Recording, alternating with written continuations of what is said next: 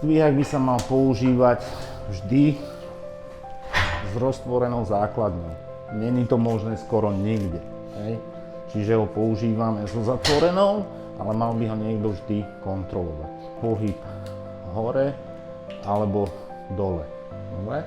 Stane sa vám, že pacient vám zostane visieť, môže sa stať, bodaj by sa to nikdy nestalo, že by pacient zostal visieť a zdvíhák náhodou sa vybije baterka alebo sa niečo pokazí. Na to nám tu slúži táto červená poistka, aby sme si pacienta vedeli zložiť a vlastne zatlačí sa dole a točí sa. Ne? A keď si všímate, ono to nejde rýchlo, ale klesá to. Ne? Len musí byť tá poistka zatlačená smerom C. Čiže to je pre prípad, keby vlastne sa stalo niečo s elektronikou alebo s baterkou. Dobre, čiže teraz si zdvíhačik nachystáme. Ja si láhnem ako pacient a Admelka ukáže zhruba ako. Je to zhruba ako preto, lebo s každým pacientom je to veľmi, veľmi individuálna robota. Ale základ je vždy ten istý. Čiže pacient nám leží, keď to máme ležiaka, tak väčšinou rovno. Hej.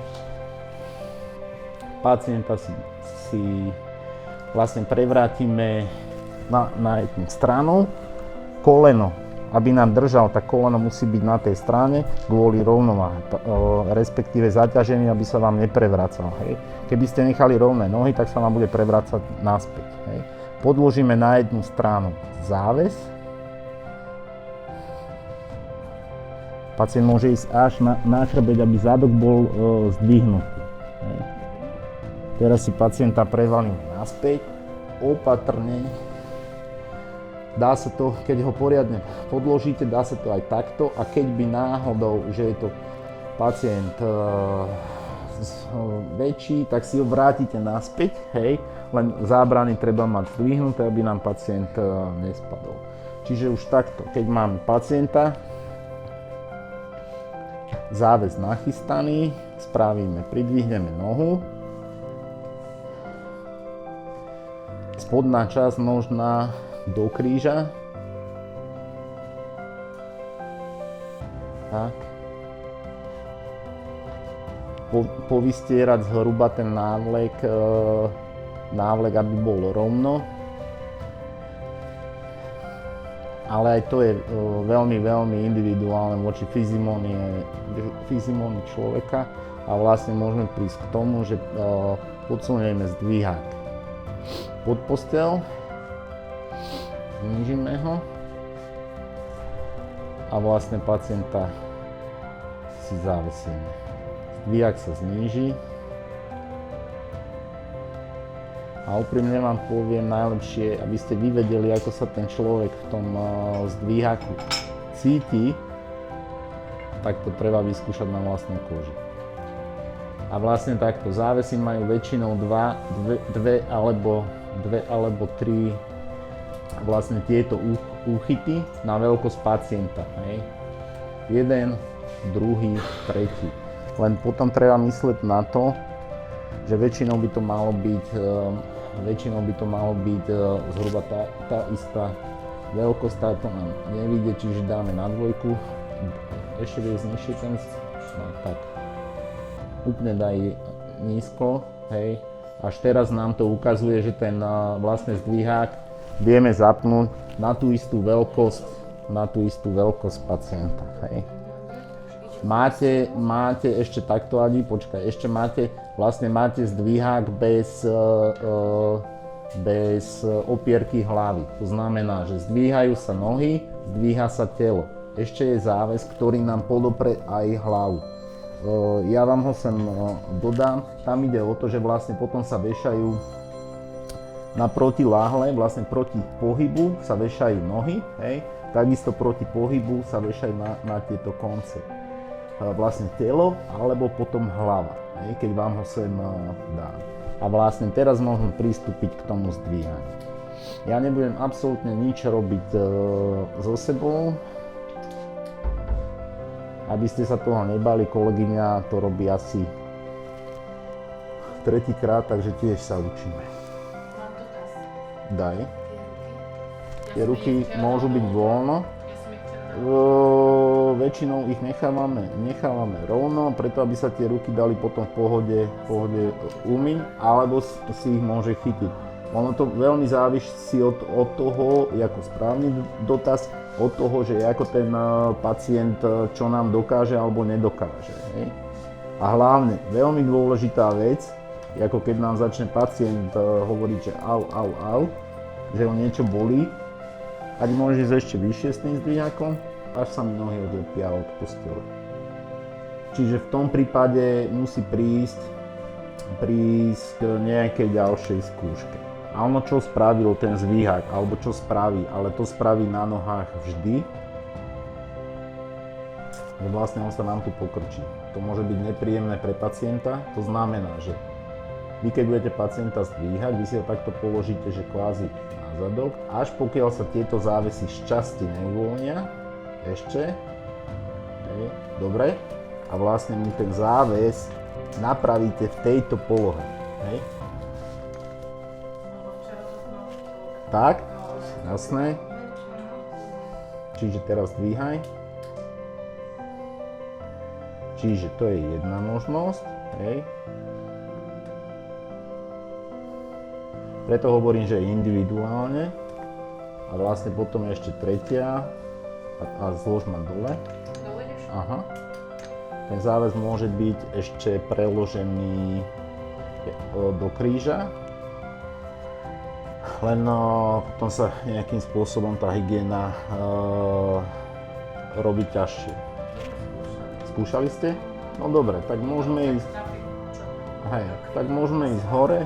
A ešte ďalšia vec vlastne je ten, ako pomôže aj to odľahčenie hlavy, lebo ozaj, že keď vám sem príde ležiak, lebo ten pacient bude dávať dozadu, dopredu.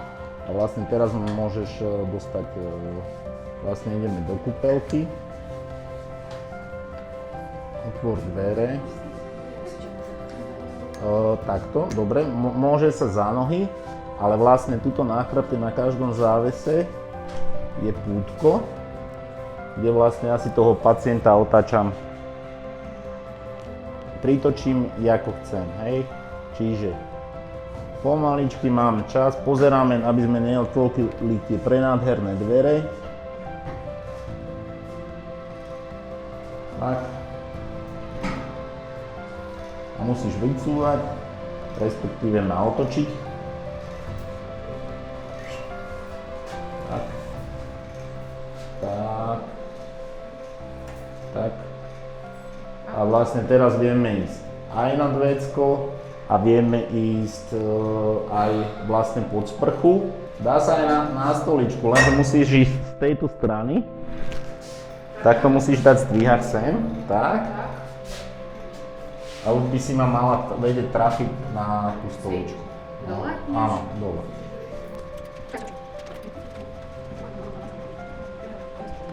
Dobre, nechaj. Takto.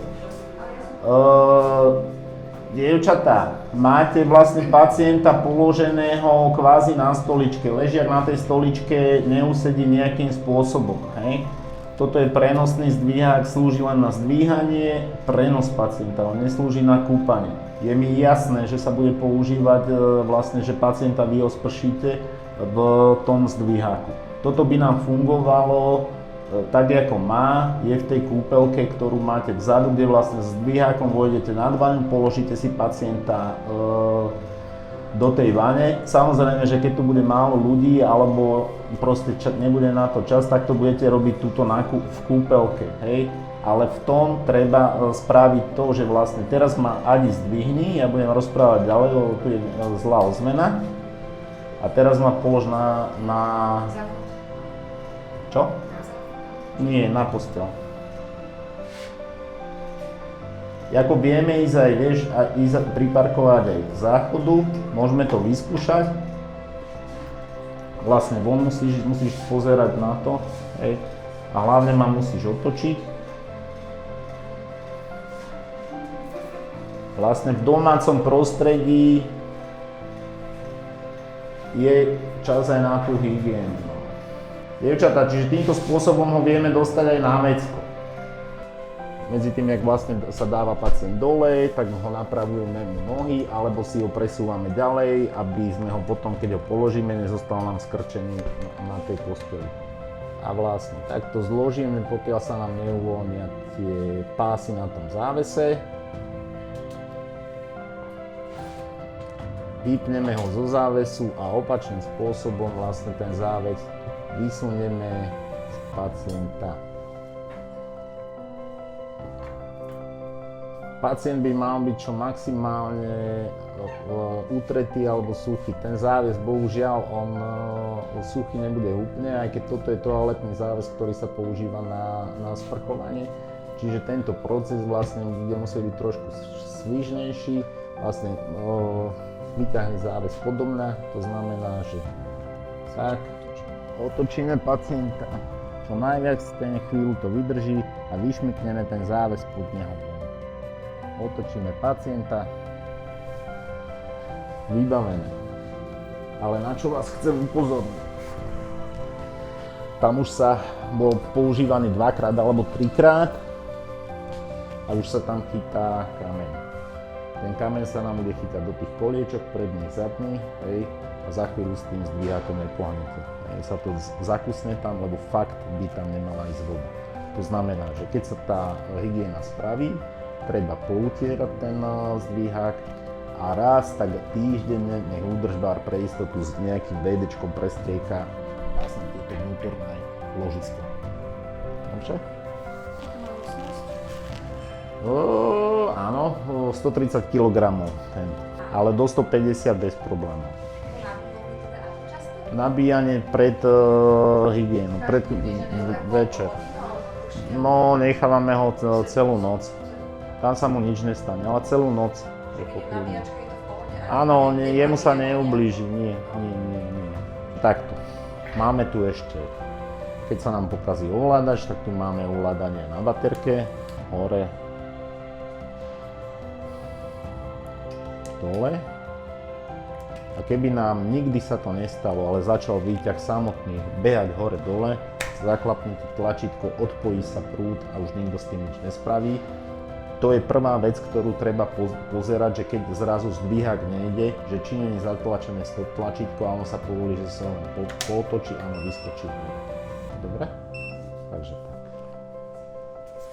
Ja vám donesem ešte jeden a on bude mať túto takú časť a ešte popruh a vlastne chytí to aj hlavu. Pozabudnú na to očistenie toho zdvíhaka, lebo do 3 mesiacov by som vám garantoval, že už s ním nikto nepohne. A budete volať, že treba prísť kolečka. Dobre? To je všetko, ďakujem.